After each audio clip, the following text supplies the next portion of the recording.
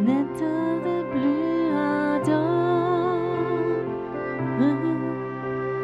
viens, n'état de plus dans ton cœur, viens, tel que tu es ardent, viens. J'aimerais commencer avec un psaume.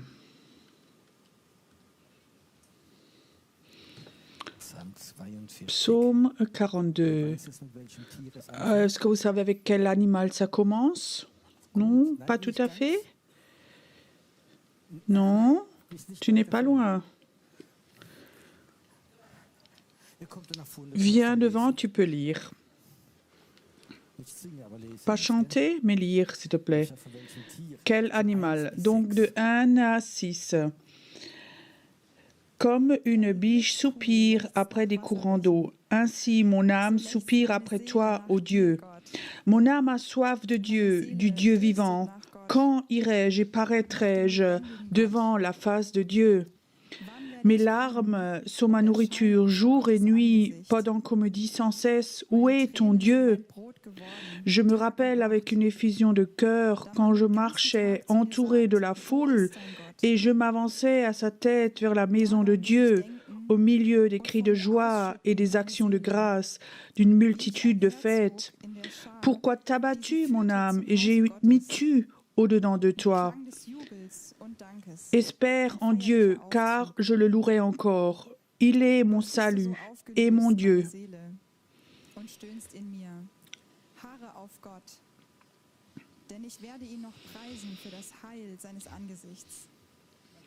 Merci. Cette comparaison est peut-être dans notre mot, dans notre vocabulaire plus adapté. Peut-être qu'il y a beaucoup de personnes, ils ont peut-être vu une biche au zoo, mais David, il y a 3000 ans, à peu près, en Israël, lui se connaissait bien avec les animaux. Et cette comparaison me plaît bien parce qu'en Israël, une biche qui a peut-être quelques petits, qui a soif et soif, alors elle se réjouit quand une eau fraîche est là, elle se réjouit de ça. Et alors cette comparaison, comme cette biche a soif de cette eau fraîche, ainsi lui a tellement soif de son Dieu. Peut-être que je peux vous expliquer autrement. Imagine, tu te promènes 3 heures en forêt en été, tu as oublié ton eau et là tu as très très soif.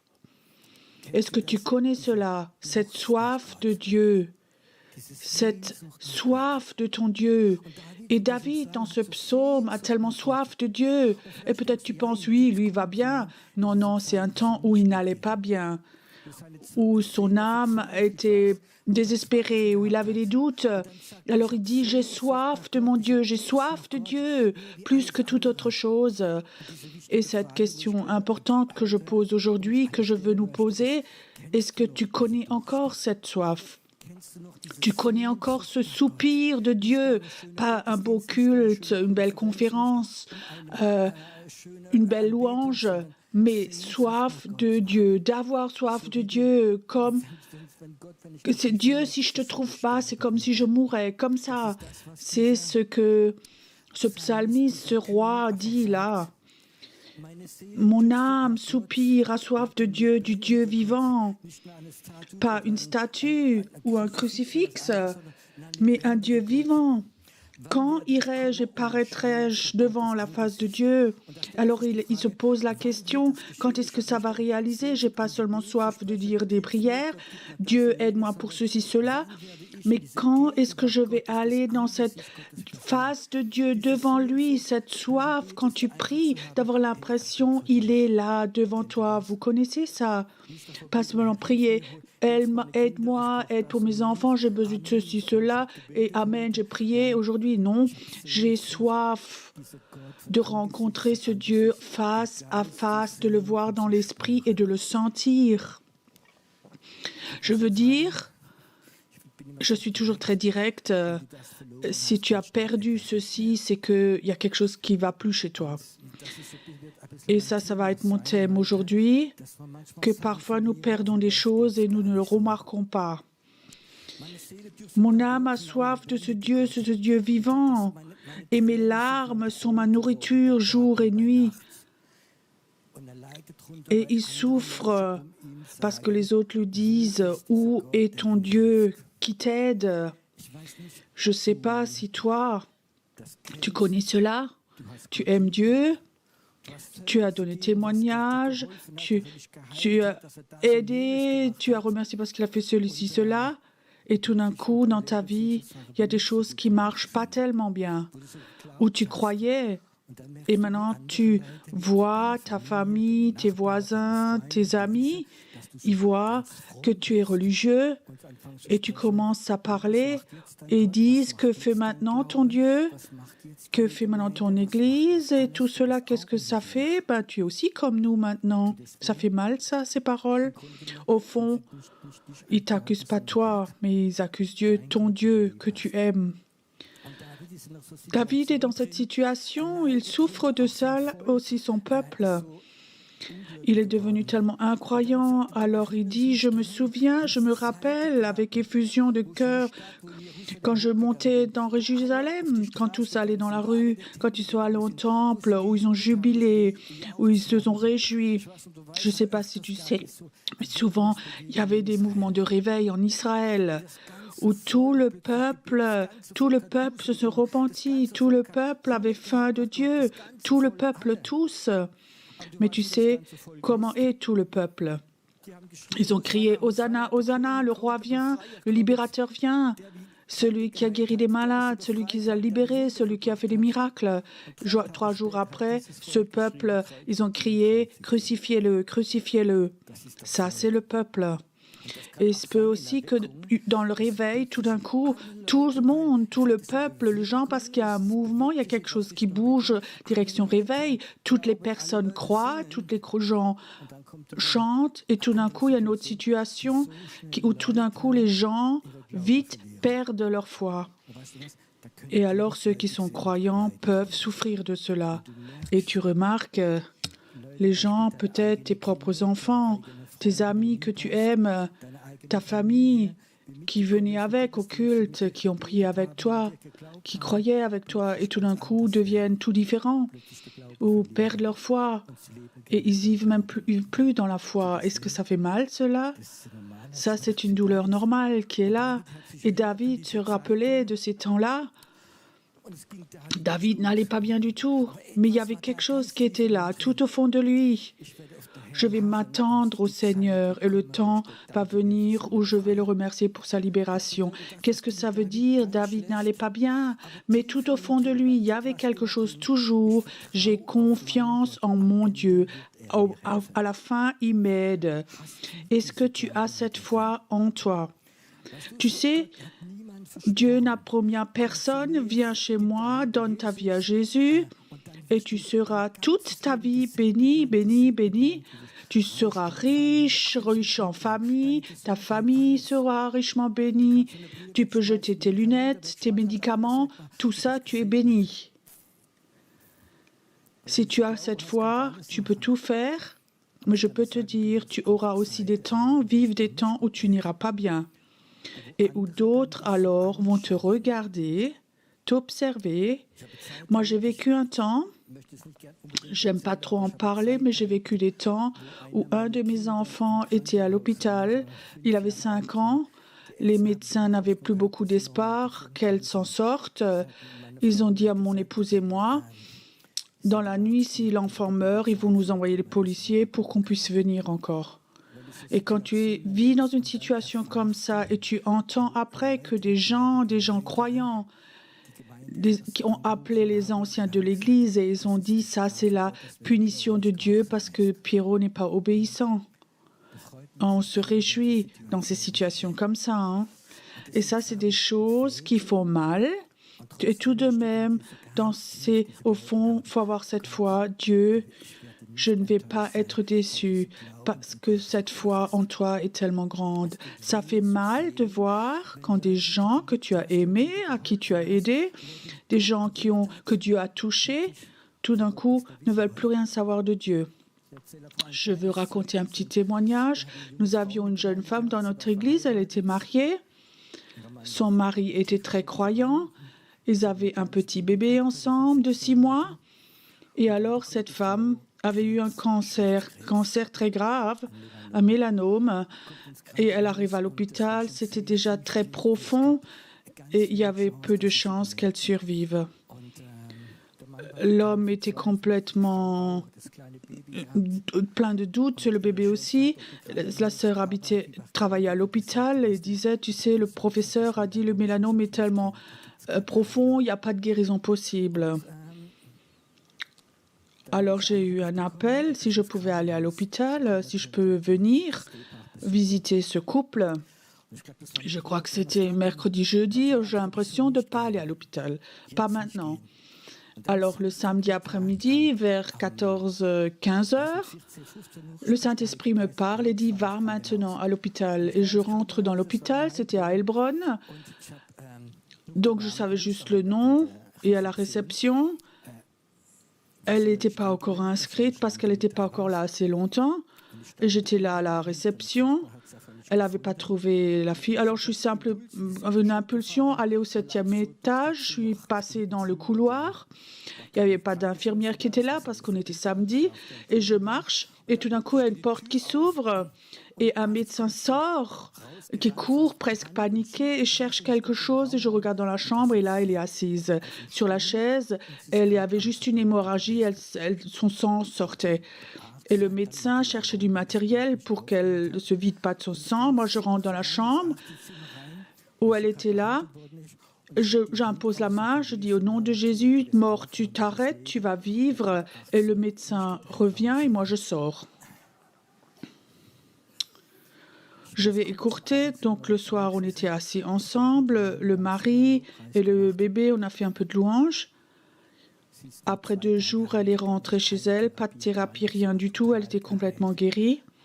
Alors on peut dire, quand tu vois cet homme avec ce bébé dans ses bras, avec son épouse qui l'emmène à la maison, les médecins avaient dit, on ne comprend pas, il n'y a plus de cancer, mais en sécurité, on veut faire une chimiothérapie. La dame dit, non, non, docteur, Dieu m'a guéri, il n'y a plus rien de mon cancer. Alors ils l'ont laissée rentrer chez elle. 9 mois plus tard, cette femme est tombée amoureuse d'un homme drogué. Elle a abandonné son mari et son bébé et elle est partie. Moi, je ne pouvais pas comprendre ça. Je ne pouvais pas comprendre. Ça, c'est il y a plus de 20 ans. Tout ça, elle vit toujours encore. Elle est toujours avec son copain. Moi, je ne suis pas un juge. Je ne veux accuser personne. Mais je ne pouvais pas comprendre. Je ne pouvais pas comprendre. Et j'ai vécu les premières années, les miracles les plus grands que j'ai vécus. Les gens, souvent, ne voulaient plus rien savoir de Dieu après.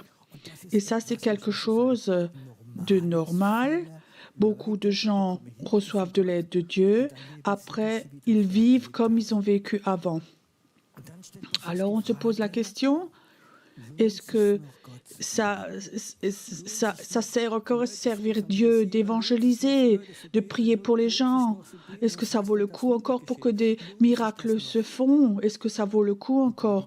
Et David était dans cette situation. Et malgré cela, dans cette situation où il dit, le pain quotidien, ce sont mes larmes, jour et nuit, où il était à terre, détruit. Et tout au fond de lui, il dit, je fais confiance en mon Dieu, il va m'aider. D'où vient cette foi? Cette foi vient du Saint-Esprit et nulle part autre. Le Saint-Esprit est celui en moi qui nous a donné la foi, à toi, à moi. Personne dit, je veux connaître Jésus, je veux mettre ma vie en ordre, je veux devenir chrétien. Non, non, c'est le Saint-Esprit. Il y a un moment dans ta vie, dans l'onction, dans la prédication, pendant que tu lis la Bible, dans beaucoup de situations, il vient et il touche le cœur et tu le laisses rentrer. Et tout d'un coup, tu es né de nouveau et cette foi est en toi. Et cette foi, c'est le Saint-Esprit qui l'a amené. Et maintenant, la Bible dit, nous sommes le temple du Saint-Esprit. Qui est donc le Saint-Esprit? Le Saint-Esprit, c'est un de la Trinité. Il est le représentant légal de Dieu, de Jésus sur cette terre. Il y a des chrétiens qui disent « Oui, ça avec Jésus, ça me suffit, c'est écrit dans la Bible. » Mais tu sais ce que dit Jésus? « Moi, il faut que je m'en aille, sinon lui ne peut pas venir. Il faut que je m'en aille, il faut que je donne sa place pour que lui puisse venir. C'est le plan de Dieu. Moi, je dois aller, mais il va venir, il va être avec nous. Et lui va toujours de nouveau activer cette foi. Sans Saint-Esprit, il n'y a pas de foi. Tu peux faire venir le meilleur professeur de théologie, prêcher 8 heures ici. Ça ne veut pas dire qu'il y a de la foi qui est là. La foi, savoir, vient de la parole de Dieu quand le Saint-Esprit est là. Maintenant, nous avons le Saint-Esprit en nous. On peut dire « Amen, on rentre chez nous ». Non, non. Ça, ce n'est pas le problème principal. Le Saint-Esprit, il habite en nous et c'est un gentleman. Le Saint-Esprit ne va jamais te prendre le bras, te le tordre jusqu'à ce que tu te repentes. Il ne fait jamais ça. Le Saint-Esprit, c'est un esprit sensible, c'est un gentleman. Il parle tout doucement avec toi dans ton cœur. Il ne parle pas très fort dans ta tête ou dans tes émotions, mais le Saint-Esprit va toujours parler tout doucement dans ton cœur. Mais il y a un problème. Ça, on peut le misentendre 1 fois, 2 fois, 3 fois, 4 fois. Et il y a un moment où le Saint-Esprit se retire. Le Saint-Esprit ne va pas te dire 100 fois la même chose. Il y a un moment où il dit « Ok, tu es libre, chaque personne est libre, c'est la volonté de Dieu » et il se retire. Et alors, il y a comme ça des symptômes où on le remarque, le Saint-Esprit s'est retiré et quand le Saint-Esprit se retire, il y a toujours d'autres esprits qui viennent alors. Et quand nous sommes croyants et le Saint-Esprit se retire, parfois il te dit « Repens-toi, pardonne à cette personne ou fais ceci et cela ». Tu dis « Non, non, non ». Alors, tu ne vas pas te convertir et le jour d'après, tu es sataniste. Non, ce n'est pas comme ça. Mais il y a d'autres choses qui viennent. Le Saint-Esprit ne vient pas, mais peut-être ton savoir religieux, ton chrétien. C'est comme en Allemagne, on est des gens, on a les meilleurs enseignements, les meilleurs savoirs, on a lu beaucoup de livres, on a beaucoup de CD à la maison de prédication et on a comme ça un savoir chrétien et on est très fiers de cela. Alors il y a un moment où on agit avec notre savoir chrétien et on est même capable de prêcher les autres. Moi, je souhaite que vous receviez cette sensibilité quand tu rencontres un chrétien dans cette situation et il veut te prêcher, il faut que tu fasses cela, tu n'as pas le droit, ceci, cela, et tu sens cet amour de Dieu. Tu ne sens pas cet amour de Dieu, mais il faut ceci, cela. Ça, ce n'est pas le Saint-Esprit. C'est un savoir théologique ou même un esprit de religiosité.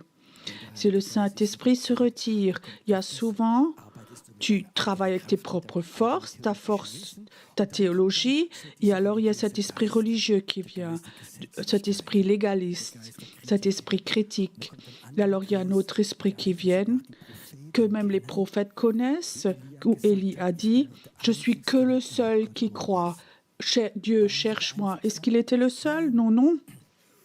Dieu devait lui dire combien de personnes ont plié leurs genoux devant Baal, mais il le croyait. Et alors, on a aussi ce problème d'amour de soi. Oh, je suis moi, le pauvre, devant le mur de lamentation. On a dit aux autres tout ce qui était juste ou faux, et ça, c'est rien d'autre que le Saint-Esprit dans ta vie ou dans ma vie qui, à un moment, se retire. Tu n'as plus une vie vivante avec ton Saint-Esprit, mais tu as un savoir chrétien. Tu connais tellement de principes et tout doucement, tu te dessèches. Et ça va jusqu'au moment où dans ta vie, il y a de l'amertume, de la jalousie, de la critique qui viennent. Pourquoi je vous raconte ça? Parce qu'en ce moment, nous vivons un temps, ça va aussi être le titre de ma prédication, on vit une guerre des esprits. Je sais que la Bible dit Dieu est le Père de tous les esprits. Dieu est aussi celui qui a créé Satan, les démons. Et Dieu est celui qui nous donne la liberté. La liberté avec le Saint-Esprit de travailler avec lui ou avec les autres esprits. Et le problème, nous ne le remarquons pas toujours quand le Saint-Esprit se retire. J'aimerais vous raconter une histoire. Peut-être que certains vont comprendre. Un paysan habitait dans sa maison, sa ferme, et il y avait dehors un chien de garde. Pas comme aujourd'hui un chien qu'on a au salon pour câliner, mais c'était un vrai chien de garde. Les temps changent et il avait ce chien et à 1h, 2h du matin, il commençait à aboyer et alors il voulait dormir et sa femme aussi. Alors il va à la fenêtre, il crie « Maintenant, chut, chut, chut, je veux dormir ». À un moment, il se calme, alors il recommence. Le paysan était... Et comme il savait, il avait quelques pierres à la fenêtre, il jetait des pierres, mais il était calme de nouveau. Et après, il recommence de nouveau. Et après, il était tellement énervé, le paysan, il voulait dormir, qu'il a pris son fusil et puis ping-ping, et après, il pouvait dormir. Et c'était calme.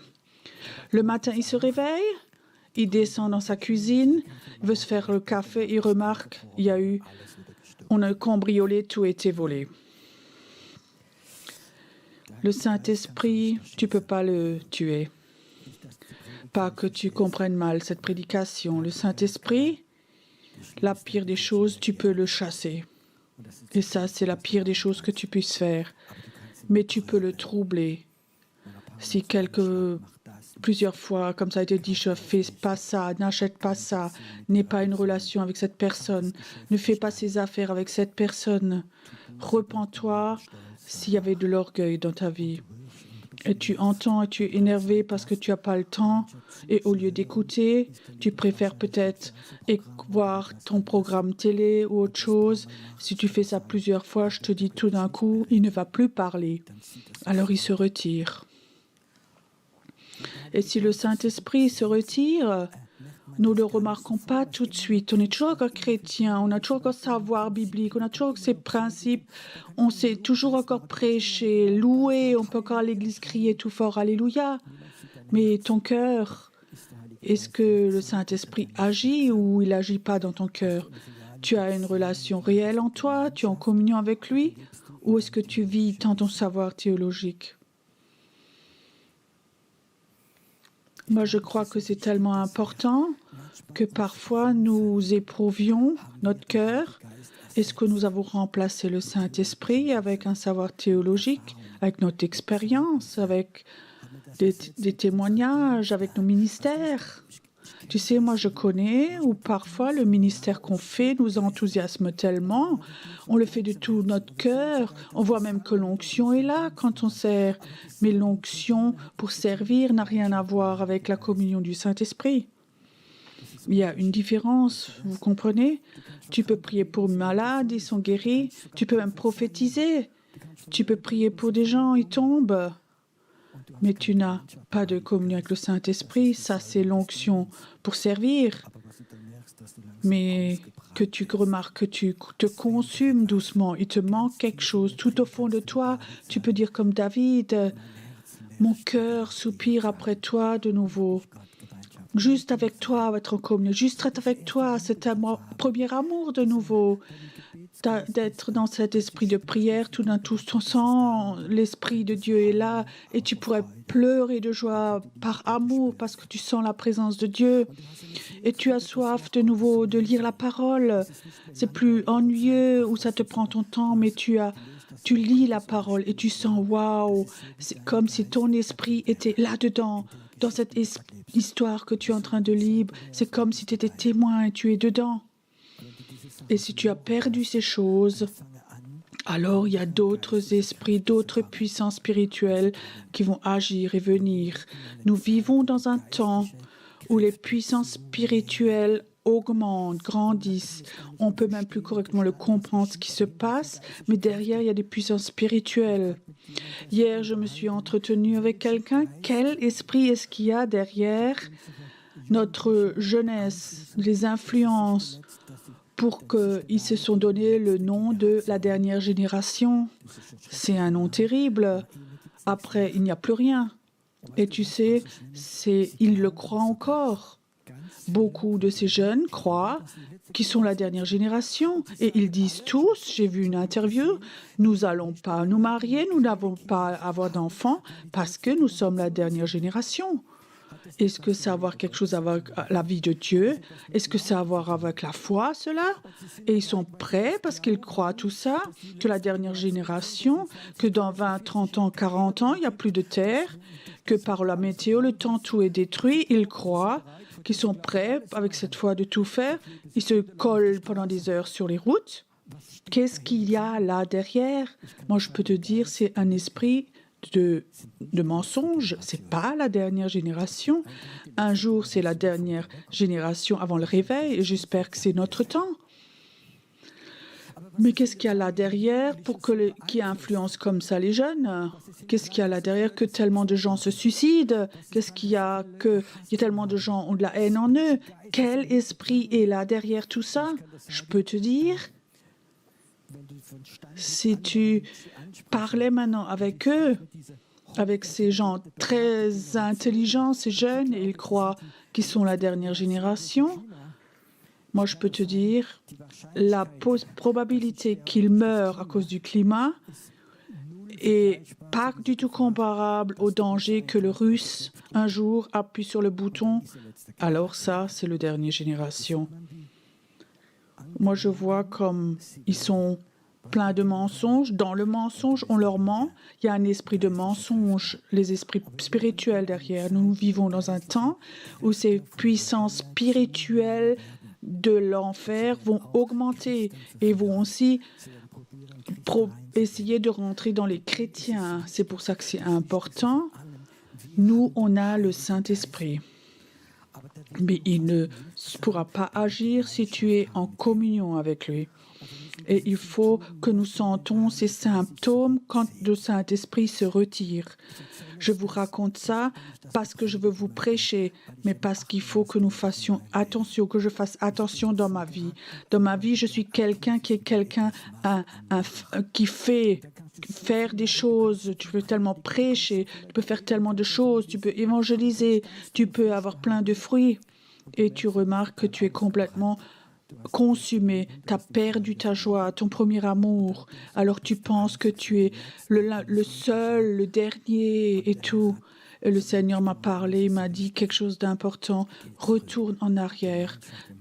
Relation avec le Saint-Esprit. Prends-toi le temps d'être en relation avec lui et va venir et va te dire et montrer les autres esprits. Et à un autre mot, où sont les virus, un autre mot, qui sont rentrés dans ton ordinateur à toi. Il y a tellement de sortes de virus, de manières qu'on peut avoir sur l'ordinateur, juste un email et c'est dedans. On ne remarque pas tout de suite, on remarque après plusieurs jours ou plusieurs mois. Tout d'un coup, ça détruit tout ton programme. Et comme ça, il y a des puissances spirituelles, je les nomme virus. Parfois, tu reçois une annonce, un message, et cet esprit vient quand tu reçois ce message-là. Cet après-midi, je me suis entretenue avec ma fille. Elle ne comprend pas non plus que des gens très intelligents qui sont chrétiens commencent à douter que la Terre est ronde, mais qu'elle est plate. Ça existe, il y a beaucoup de théories comme ça. On comprend même plus, on réfléchit même plus, il n'y a pas de logique derrière. Et tout de même, il y a des gens qui croient cela. Et beaucoup d'autres choses. Quelles puissances spirituelles sont là derrière? Nous vivons dans un temps où les puissances spirituelles de l'enfer, ils vont venir de plus en plus. Je dis à personne, il faut devenir super religieux. Et chaque semaine, jeûner 4 jours et ceci, cela, non.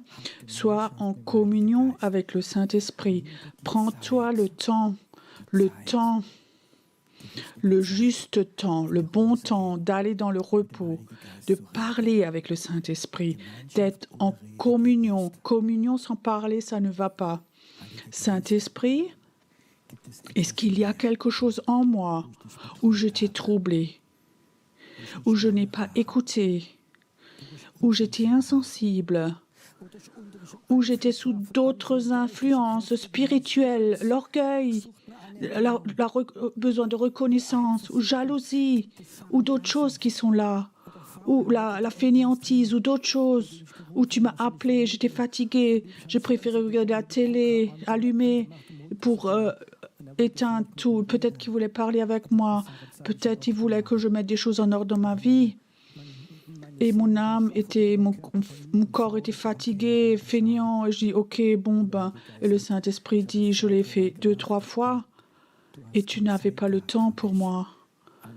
Les autres choses étaient plus importantes. Et tu t'es nourri avec d'autres choses qui devaient nourrir ton âme.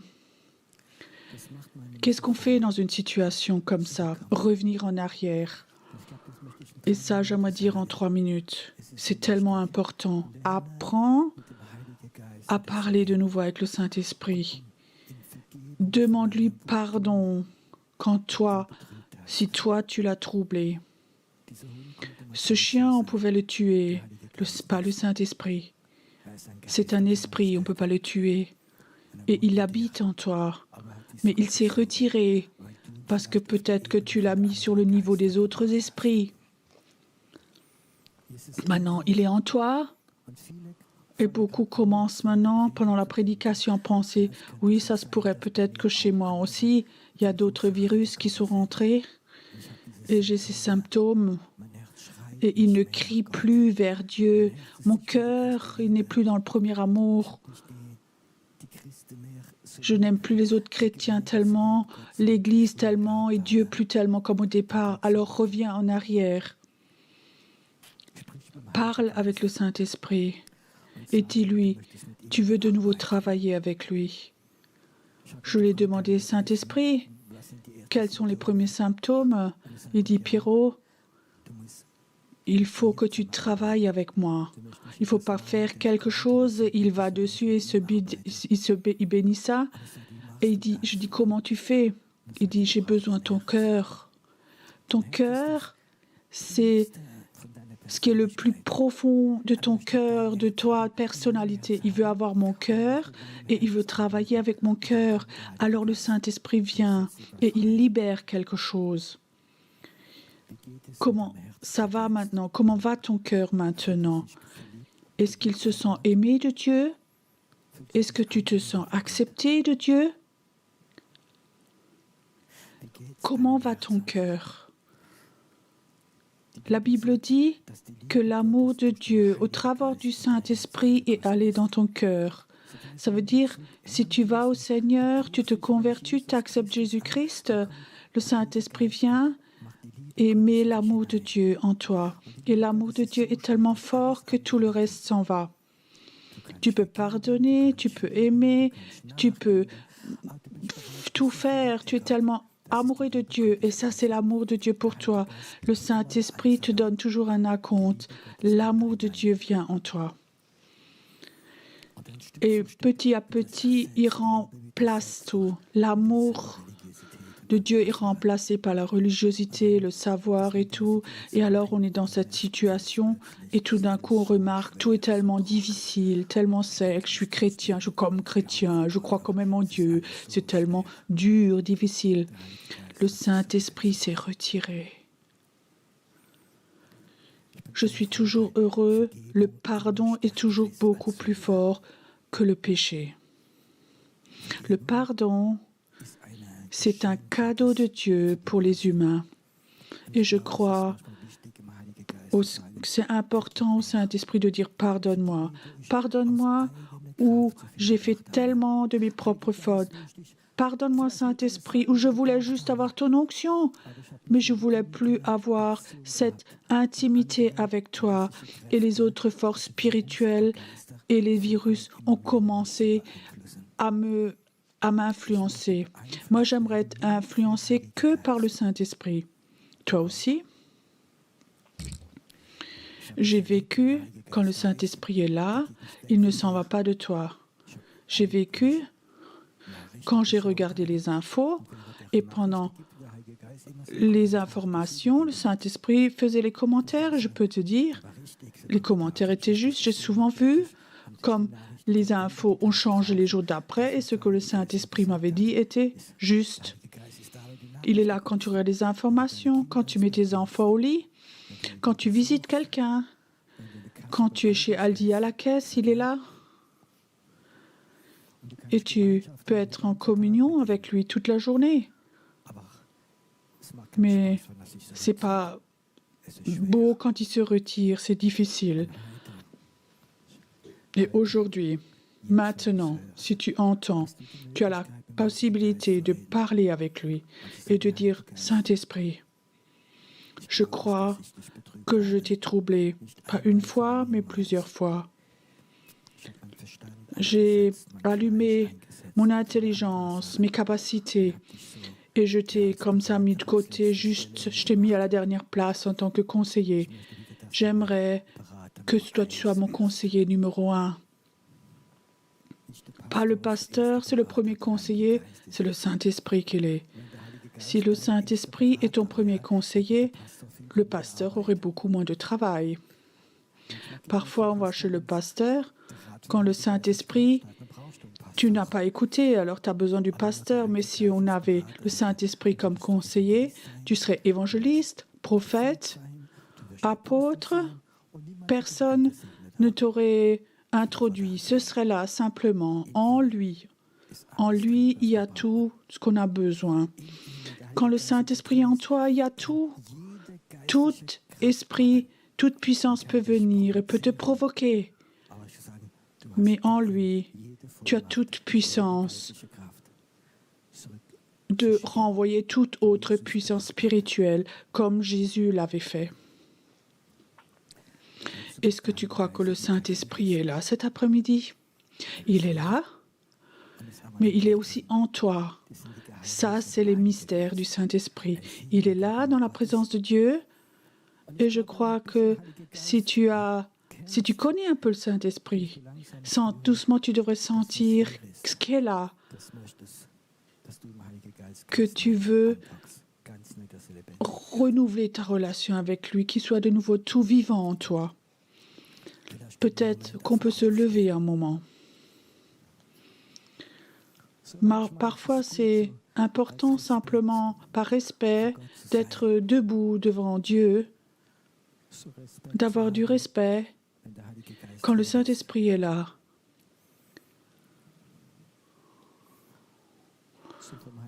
Comme ça, d'être debout devant le Saint-Esprit, d'être tout tranquille.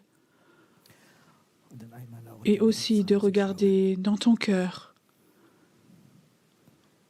Ne fais jamais quelque chose parce que je le dis, mais fais quelque chose quand le Saint-Esprit en toi dit c'est juste. C'est le temps. C'est le temps de la libération. C'est le temps où toi, de nouveau, le robinet de la bénédiction s'ouvre, le robinet de la guérison, surtout le robinet de la paix et de l'amour de Dieu, que ce soit ouvert ce robinet pour que ça s'ouvre de nouveau. Et si tu le crois,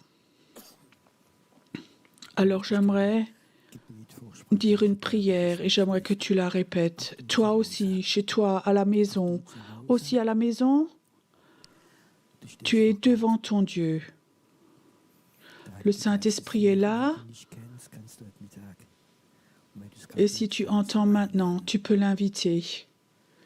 Il voudrait venir et te donner une nouvelle vie si tu ne le connais pas encore.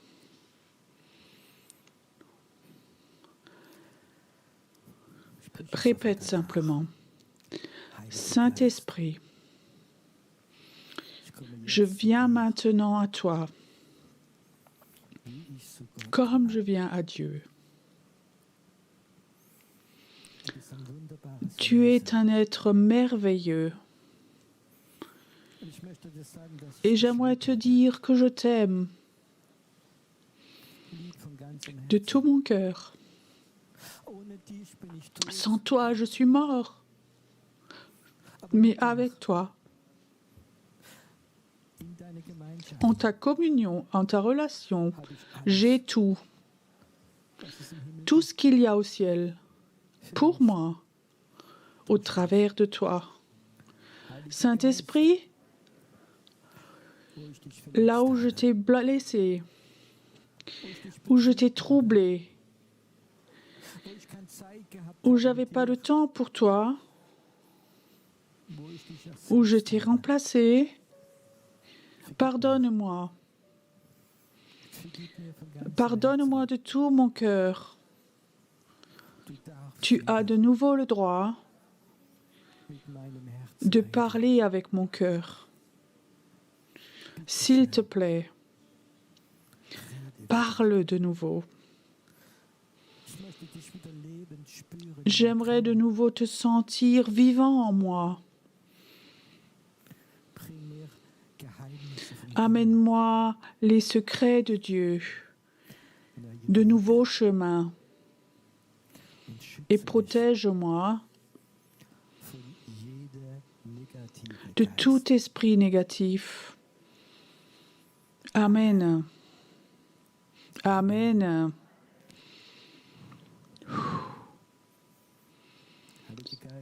Saint-Esprit, je remercie que tu es là, que maintenant aussi à la maison, tu es chez eux, ceux qui écoutent. Et Saint-Esprit, j'aimerais que toute fausse esprit qui nous influence, ça s'arrête, que nous vivions comme sous une cloche et toutes ces puissances spirituelles qui veulent nous mentir, nous s'accrocher à nous, ne rentrent même pas. Parce que le Saint-Esprit est tellement fort et rayonne tellement fortement de nous que tout esprit démoniaque n'ose même pas nous approcher. Saint-Esprit, j'aimerais que tu coules de nouveau en nous, que tu coules de nouveau en nous et que tu puisses utiliser ces personnes merveilleuses. Saint-Esprit, je souhaite que tu rayonnes tellement de nous que les gens vont venir et ils voient Jésus-Christ en nous sans que nous parlions, qu'ils voient la gloire de Dieu sur les enfants de Dieu parce que nous sommes un avec le Saint-Esprit. Saint-Esprit, où parfois nous t'avons juste eu comme conseiller, pardonne-nous, tu es plus qu'un conseiller, tu es Dieu, tu as la première position en nous. Saint-Esprit, je te remercie que tu es là cet après-midi, que tu nous touches maintenant, que les vieilles choses s'en vont. Seigneur, tu vois comme les gens sont sous les peurs, ont des peurs de l'avenir, de maladies, des peurs de plein d'autres choses. Seigneur, j'aimerais que tu viennes cet après-midi, que tu enlèves toutes ces peurs qui sont en nous et que tu nous donnes une toute nouvelle foi et que tout d'un coup, il y a une foi qui vienne, une assurance que tout l'univers est dans la main de Dieu et toi aussi. Dieu va avoir la victoire et que tu seras dans l'éternité avec ton Dieu, que toute pensée de peur, de souci te quitte, que maintenant qu'il y ait une libération en toi maintenant, que toi qui es là maintenant, tu n'as pas un bon bilan sanguin et cette peur de la leucémie, tu n'auras pas de leucémie. Il n'y a pas de place en toi pour la leucémie. Le Saint-Esprit te donne cette foi que Dieu est ton libérateur maintenant.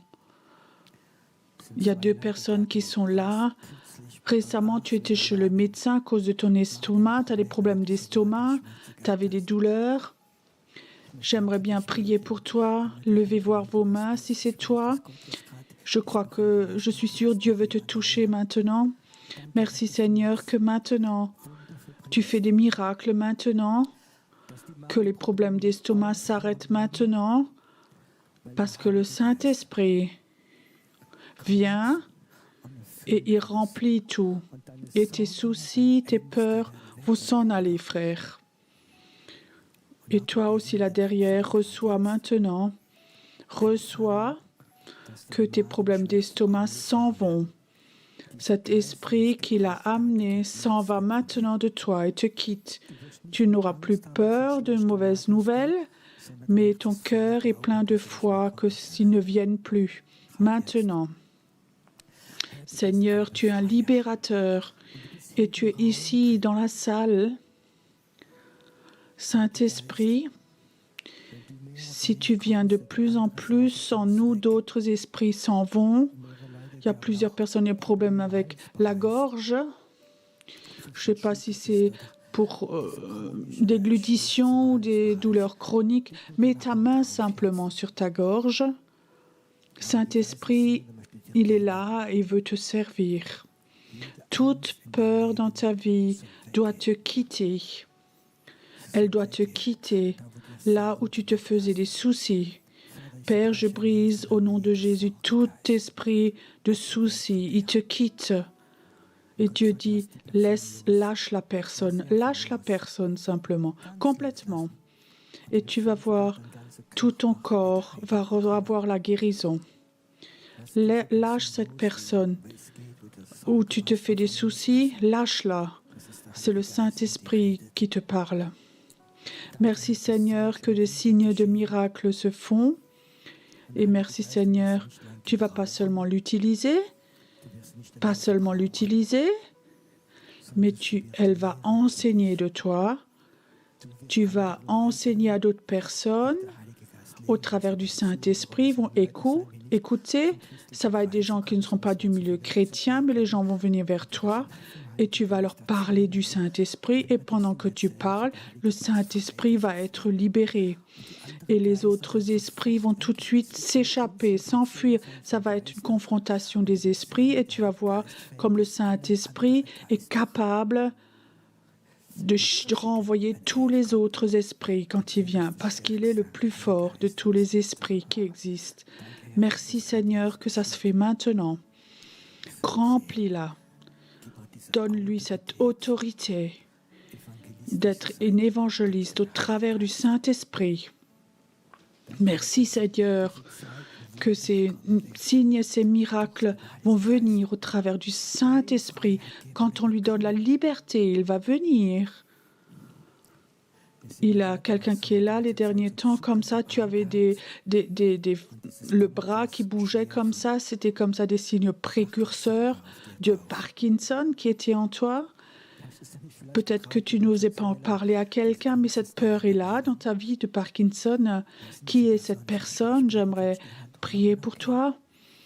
Merci Seigneur, je brise maintenant cette puissance au nom de Jésus. Je brise maintenant au nom de Jésus. Je brise maintenant tout esprit puissance spirituelle qui veut toucher tes enfants. Et je brise au nom de Jésus, tu n'auras pas de Parkinson. C'est fini. Et Père, ici aussi, touche, Seigneur, touche maintenant, touche tout le système nerveux, Seigneur, que tout se calme. Saint-Esprit, ton autorité est plus grande que toute autre chose. De la tête aux pieds, tout le système nerveux doit être touché. Le temps des signes et des miracles va devenir de plus en plus fort, dit le Seigneur. Merci Seigneur, dans cette salle que ça se fait. C'est un temps où des signes et des miracles vont se faire. Il y a plusieurs personnes qui sont là. Je sens que les dernières les temps ont souffert d'un esprit de faiblesse. C'est comme si tu avais perdu ta force, tu es faible. Peut-être tu as 60 et tu as l'impression que tu as 85 ans, tu es sans force. Même des jeunes personnes peuvent avoir ça. Il y a un esprit de faiblesse. Et souvent, c'est comme ça, c'est l'esprit jumeau de l'esprit de mort. Et le Seigneur dit, je n'ai pas appelé des enfants faibles, mais ils vont être forts. Est-ce que tu voudrais, toi qui as senti cette faiblesse les derniers temps, dire, Saint-Esprit, libère-moi, libère-moi. Toi qui as senti ces faiblesses les derniers temps, vécu, mets ta main sur ta poitrine. Père, au nom de Jésus-Christ, au nom de Jésus, je dis Saint-Esprit, je brise cette faiblesse maintenant. Elle doit s'en aller. Elle doit s'en aller au nom de Jésus. Il n'y a pas de faiblesse. Il y a une puissance de Dieu pour toi. Cette fausse faiblesse, elle va s'en aller, elle va te quitter, tu vas être fort, dit le Seigneur. Je t'ai appelé à être fort jusqu'au dernier jour de ta vie. Je ne t'ai pas appelé à traîner, mais je t'ai appelé à être fort et cette faiblesse s'en va. C'est une puissance spirituelle qui veut t'enlever ta joie de vivre. Tu es comme ça, qui te met sur un parapluie chrétien. Et le Seigneur, ici, et ceux qui écoutent cette faiblesse, elle va s'en aller. Je dis, esprit de faiblesse, tu vas quitter ce temple de Dieu et la puissance du Saint-Esprit va rentrer en toi. Chez toi à la maison, toi qui es au lit aussi, tu dois recevoir au nom de Jésus et de ton lit, tu vas te lever. Il n'est pas temps de mourir dans la faiblesse, il est temps de te lever. Et Dieu veut utiliser ce temple au nom de Jésus. Père, je brise tout esprit de faiblesse au nom de Jésus. Je brise au nom de Jésus et la puissance du Saint-Esprit, je brise cette faiblesse. La puissance de Dieu va venir. La puissance de Dieu va être posée sur toi. Et les gens vont s'étonner, vont te demander, mais d'où a cette force? D'où tu l'as reçue? Et tu vas dire, c'est la puissance du Saint-Esprit qui habite en moi. Il est numéro 1, il est mon conseiller, il est ce qui m'influence, il est ce qui me parle. Et je suis en communion avec lui. Et dans cette communion, j'ai cette puissance de Dieu en moi, au nom de Jésus, au nom de Jésus. J'aimerais bien qu'on ait encore un temps d'adoration. Et pendant que nous louons notre Dieu, nous nous mettions de nouveau nos doigts dans la prise de courant Saint-Esprit. Peut-être tu es là, peut-être tu as besoin d'un miracle aujourd'hui. À la fin, des gens vont prier pour toi, c'est OK, mais tu peux aussi recevoir les miracles tout seul, là où tu es, ou chez toi à la maison. Mets tes doigts dans la prise de courant de Dieu. Et tu vas sentir quand le Saint-Esprit vient et dit, j'aimerais que les miracles se font de ta vie à la chaîne. Et tu vas voir que ce programme miracle de Dieu va de nouveau être actif dans ta vie. Il y a beaucoup de personnes, quand ils se sont convertes, tout d'un coup, ils ont vécu ce programme où ce miracle sont devenus actifs. Et courtement, tu pensais, ils ont réalisé. Et ce programme de miracle, ça va être activé par le Saint-Esprit de nouveau. Alors, plus tard, vous êtes tous invités au restaurant. Vous pouvez avoir une communion aussi. Et j'aimerais dire, maintenant, je suis 3 semaines en Israël. Mais nous allons partager certains messages sur YouTube aussi. Dieu vous bénisse.